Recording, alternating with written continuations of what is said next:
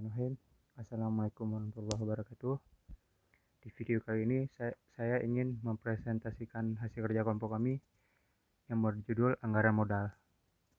Kami dari kelompok 15 dan nama saya Martunis serta kawan saya bernama Rizky Aulia Maulana.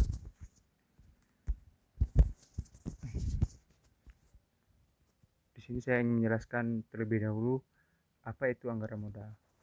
Jadi anggaran modal adalah proses usaha yang dilakukan untuk mengevaluasi potensi proyek-proyek besar atau investasi, pembangunan investasi baru atau investasi luar kemungkinan membutuhkan anggaran modal sebelum disetujui atau ditolak. Sebagai bagian dari anggaran modal, perusahaan dapat menilai dari proyek arus kas prospektif dan menentukan potensi pengembalian yang akan dihasilkan dengan memenuhi target benchmark yang memadai. Proses ini juga dikenal sebagai penilaian investasi. Anggaran modal atau dikenal juga sebagai sebutan anggaran belanja modal adalah cara bagi manajemen perusahaan untuk merencanakan penjualan dan pembelian aset tetap. Biasanya anggaran ini membantu manajemen menganalisis berbagai strategi jangka panjang yang dapat diambil perusahaan untuk mencapai sarana ekspektasi. Jadi di sini saya ingin menjelaskan dulu apa itu anggaran. Anggaran itu sendiri merupakan sebuah rencana yang disusun secara sistematis dalam bentuk angka dan dinyatakan dalam unit moneter yang meliputi seluruh kegiatan dalam sebuah perusahaan atau organisasi untuk jangka waktu atau periode tertentu di masa yang akan datang. Karena dinyatakan dalam bentuk unit moneter, anggaran ini juga sering disebut dengan rencana keuangan. Suatu perusahaan atau organisasi wajib memiliki anggaran. Mereka memiliki peran penting untuk memantau laju pertumbuhan ekonomi internal perusahaan. Anggaran biasanya disusun pada periode awal tahun untuk jangka waktu 1 atau lebih. Slide kedua, di sini ada jenis-jenis anggaran modal. Di sini ada 3 jenis anggaran modal. Yang pertama adalah analisis stroke put, yang kedua analisis DCF, dan yang ketiga analisis pengembalian. Yang pertama, analisis stroke put adalah bentuk paling rumit dari analisis penganggaran modal, tetapi juga yang paling akurat dalam membantu manajer memutuskan proyek mana yang akan dikejar. Dengan metode ini, seluruh perusahaan dianggap sebagai sistem penghasil untung tunggal. Stroke put diukur sebagai jumlah material dilewati sistem itu. Yang kedua, ada analisis DCF. Analisis ini adalah arus kas terdiskonto. DCF melihat arus kas keluar awal yang diperlakukan untuk mendanai suatu proyek. Campuran arus kas masuk dalam bentuk pendapatan dan arus keluar masa depan lainnya dalam bentuk pemeliharaan dan biaya lainnya. Yang ketiga, di sini ada analisis pengembalian.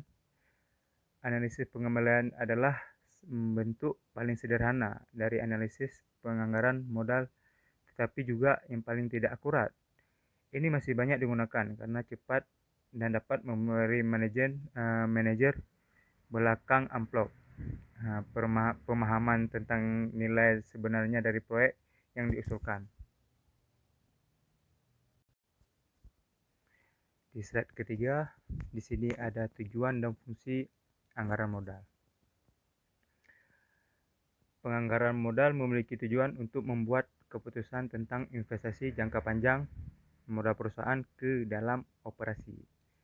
Anggaran modal juga merencanakan pengembalian akhir atau investasi dalam permesinan, real estate, dan teknologi baru adalah sebuah contoh penganggaran modal. Manajer dapat mengadopsi salah satu dari beberapa teknik untuk menganggarkan modal.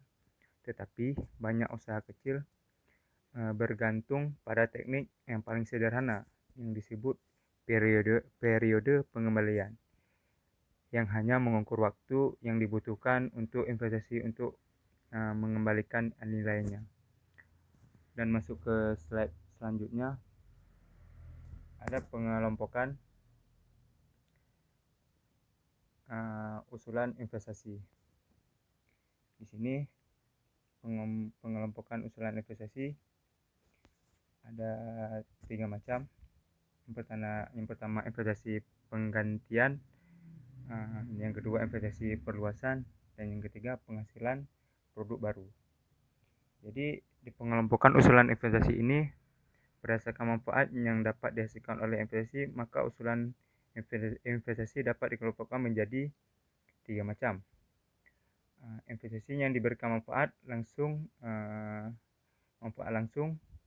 Manfaat langsung investasi dapat berupa kenaikan nilai output ataupun penurunan biaya produksi. Dan ini adalah pengelompokan dari investasi, pengelompokan usulan investasi. Yang pertama ada investasi pengganti atau investasi penggantian. Dalam bahasa Inggrisnya replacement. Untuk mengganti aktiva lama yang telah aus karena penggunaan, atau aktiva yang dirasakan telah tidak sesuai lagi untuk digunakan karena terdapat aktiva lain yang lebih efisien. Dan yang kedua, investasi perluasan atau expansion. Investasi perluasan dimaksudkan untuk menambah kemampuan kapasitas yang telah ada guna memenuhi permintaan yang cenderung meningkat.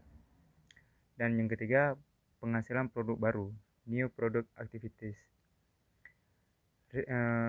Risiko usaha dapat dikurangi secara relatif jika perusahaan yang bersangkutan melakukan diversifikasi dari produk yang dihasilkan.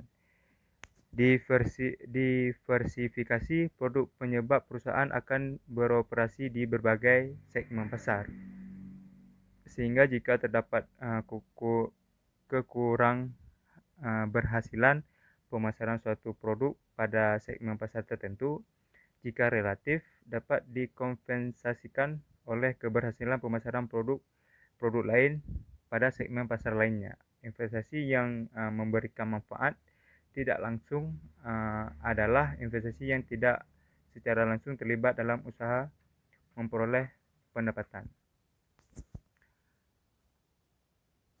Dan di slide terakhir ada kriteria keputusan penganggaran modal. Di sini yang pertama adalah payback period. Payback period adalah jumlah tahun yang dibutuhkan untuk menutupi pengeluaran awal, atau suatu kriteria penganggaran modal yang digambarkan sebagai jumlah tahun yang diperlukan untuk mengembalikan investasi ke awal. Dari sini terdapat keuntungan. Yang pertama menggunakan arus kas bebas, bukan uncounted profit. Yang kedua mudah dihitung dan dipahami. Yang ketiga dapat digunakan sebagai alat penyaring kasar. Dan yang terakhir sering digunakan sebagai alat penyaring kasar untuk menghilangkan proyek dengan tingkat pengembalian yang tidak nyata hingga tahun-tahun terakhir. Dan yang kedua net present value. Net present value ini adalah nilai sekarang free cash flow setelah pajak dikurangi pengeluaran awal proyek.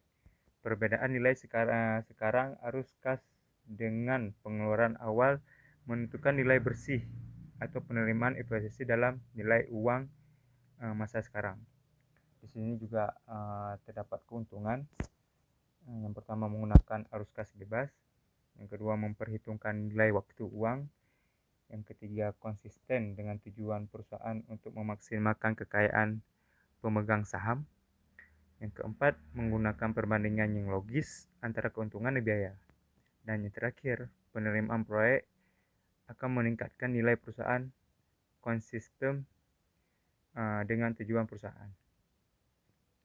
Yang ketiga ada profitability index.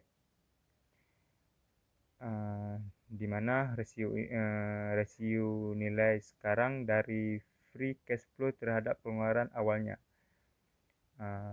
antara NPV dan PI akan selalu menghasilkan keputusan terima dan tolak yang sama walaupun tidak dalam urutan yang sama. Yang keempat ada internal rate of return, tingkat pengembalian yang menyimbangkan nilai sekarang dan arus kas masa depan dengan mengeluarkan awal proyek. Di sini juga ada keuntungan dan kerugian sama dengan NPV dan PI. Kerugian ditambah sulit dihitung jika tidak digunakan kalkulator keuangan, dan asumsi tingkat representasi NPV mengasumsikan bahwa arus kas yang diterima akan diinvestasikan kembali dengan recurrent rate of returns, sedangkan reinvestment rate atau IRR menggunakan tingkat IRR. Yang kelima, IRR yang telah dimodifikasi. Tingkat diskonto yang menyamakan nilai sekarang arus kas proyek dengan nilai sekarang nilai akhir proyek atau MIRR. Dengan kelemahan tersebut muncullah MIRR yang menggunakan konsumsi bahwa semua arus kas masuk sepanjang USI proyek akan diinvestasikan kembali pada recurrent rate of returns sampai usia proyek yang disebut terminal value atau nilai akhir proyek. MIRR adalah tingkat diskonto yang menyamakan nilai sekarang arus kas keluar